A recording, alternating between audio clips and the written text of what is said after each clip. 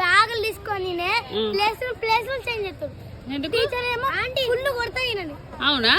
ఇద్దరు ర్యాన్సీమేల్ ఉన్నాడు కదా, ర్యాన్సీమేల్ మాత్రం ఊకే బ్యాగ్ తీసుకొని కిందకి తీసుకోతాంటాను. కిందకి తీసుకోతాను నేనని బ్యాగ్ తీసుకొని. అబ్బా చూడండి ఎట్లా చెప్తాడా. ఎందుకు దెబ్బలు పడుతున్నావు రితీష్?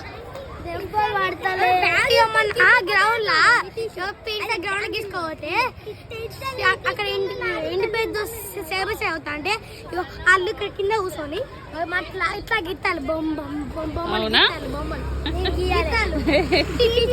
ఎందుకు చెప్తారు వాళ్ళు? టీచర్ వచ్చి